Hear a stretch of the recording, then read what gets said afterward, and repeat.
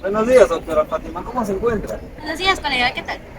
Pues la verdad que ha sido un día muy ajetreado, estoy demasiado agotado. Ah, yo también. Ya no sé qué hacer con la situación. Colegas, he hecho un gran descubrimiento. ¿Qué pasó? Sí, doctor Jesús. He descubierto que la meiosis y la fertilidad están unidas estrechamente. ¿Qué? Explíquenos, por favor. Verá, para empezar, la meiosis consiste en un Doctor, proceso... doctor, necesito su ayuda, necesito quedar embarazada, si no mi esposo me va a dejar. Dios mío, ¿usted se ha hecho examen recientemente? Sí, he ido a más de 4 hospitales, pero ninguno ha dado resultados. ¿Y por qué cree que acá le vamos a dar resultados? Porque este es el mejor hospital. ¿Según quién? Dígame, señora, Xochitl. explíqueme con claridad su situación, por favor.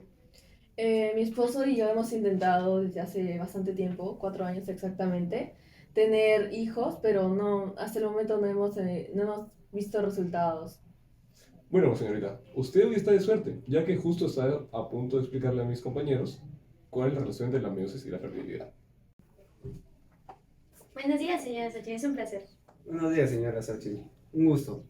Bueno, básicamente, hasta donde nosotros sabemos, el proceso de meiosis se divide en dos fases muy importantes, siendo la primera meiosis uno, que le explicaré yo, y la segunda la meiosis 2, que se dispondrá a explicársela a mi compañera Fátima.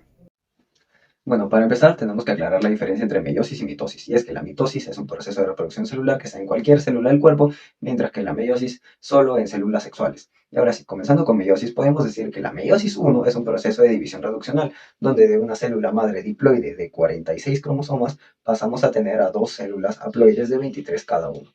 Y ante antesala la meiosis tenemos a la interfase, la cual se divide en tres fases. La G1, que viene siendo la primera, es cuando la célula crece y cumple su función de la manera más normal. Esta es la más duradera. Luego tenemos a la fase S, donde el ADN de la célula se va a replicar y transcribir en ARN para formar proteínas. Y finalmente, en la fase G2 se va a producir toda la proteína posible. ¿Por qué? Porque estamos a punto de engendrar dos células en base a una. Y bueno, pasando ahora a la meiosis en sí, tenemos que esta comienza por meiosis 1, la cual a su vez comienza con profase 1, la cual se divide en otras 5 subfases, siendo la primera leptoteno, cigoteno, paquiteno, diploteno y diacinesis. Básicamente se condensan los cromosomas y se intercambia material genético entre estos en un proceso conocido como crossing over. Asimismo, la envoltura nuclear se va a desintegrar. Luego tenemos a la metafase, donde los cromosomas se van a alinear en el centro de la célula y los microtúbulos van a pasar a los polos de la célula. A su vez van a comenzar a formar un uso acromático, el cual será útil en la siguiente fase. La anafase 1, que viene siendo la siguiente, consiste en que el uso acromático se va a extender y se va a aferrar a los cromosomas y los va a separar, formando cromátidas, las cuales van a ser jaladas hacia los polos donde se ubicaba el microtúbulo que formó el uso acromático.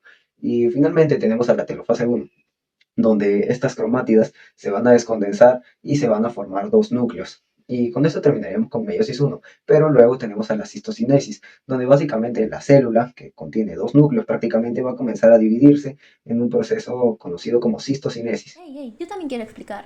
La segunda parte de la meiosis comienza con la citocinesis de la célula que ya tendría dos núcleos. Así damos comienzo a la meiosis 2. Esta consiste en el proceso de división celular especializado que ocurre en células sexuales, también llamadas gametos, para producir células hijas con la mitad del número de cromosomas. La meiosis 2 sigue inmediatamente a la meiosis 1 y consta de varias fases similares a las de la mitosis, aunque con algunas diferencias clave. La meiosis 2 se divide en cuatro fases principales: profase 2, metafase 2, anafase 2 y telofase 2, que a su vez conducen a la citocinesis y la formación de cuatro células hijas haploides. En la profase 2, encontramos que la envoltura nuclear se desintegra y los cromosomas se vuelven visibles. Cada cromosoma consta de dos cromátidas hermanas unidas por un centrómero. Los centriolos se mueven hacia los polos opuestos de la célula y los microtúbulos del uso se forman. Durante la metafase 2, los cromosomas se alinean en la placa ecuatorial de la célula. Las cromátidas hermanas se unen a los microtúbulos del uso que se conectan a los centrómeros, y cada par de cromátidas hermanas se alinea en un plano equidistante entre los dos polos de la célula. En la anafase 2, los centrómeros de cada cromosoma se separan y las cromátidas hermanas se dividen. Los microtúbulos del uso se acortan y tiran de las cromátidas hermanas hacia los polos opuestos de la célula. Por último, en la telofase 2, los cromosomas llegan a los polos opuestos de la célula. La envoltura nuclear se forma alrededor de cada conjunto de cromosomas y se produce la descondensación de la cromatina. Finalmente, la célula se divide mediante citocinesis, formando dos células hijas haploides. Después de la meiosis 2, cada una de las células hijas contiene la mitad del número de cromosomas en comparación con la célula madre original. Estas células hijas son gametos funcionales y están genéticamente diferentes debido a los procesos de recombinación genética que ocurrieron durante la meiosis 1 y la segregación aleatoria de los cromosomas homólogos en la meiosis 2. En resumen, la meiosis 2 es la segunda fase de la meiosis que implica una división celular adicional para generar células hijas haploides y genéticamente diferentes. ¿Y eso qué tiene que ver con mi problema? Pues... Permítame explicarle, señor Trujillo. Si desde la interfaz hasta la meiosis 2 se da correctamente el proceso, no habrá ninguna dificultad en su fertilidad. Por otro lado, si hubo algún error en el proceso, la formación del cigoto se verá afectada con diversos tipos de problemas que están originados por la desigualdad de cromosomas. Esto lleva a tener anomalías en óvulos espermatozoides, que al juntarse generan embriones con genética alterada.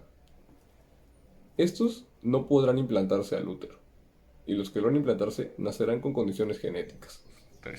Ahora todo tiene sentido. Entonces quiere decir que la meiosis y la fertilidad se relacionan de modo que si este proceso no sigue todas las fases o este se altera, puede reducir la fertilidad y aumentar el riesgo de problemas en el desarrollo del embrión. En conclusión, la meiosis es importante para una reproducción exitosa de los seres vivos.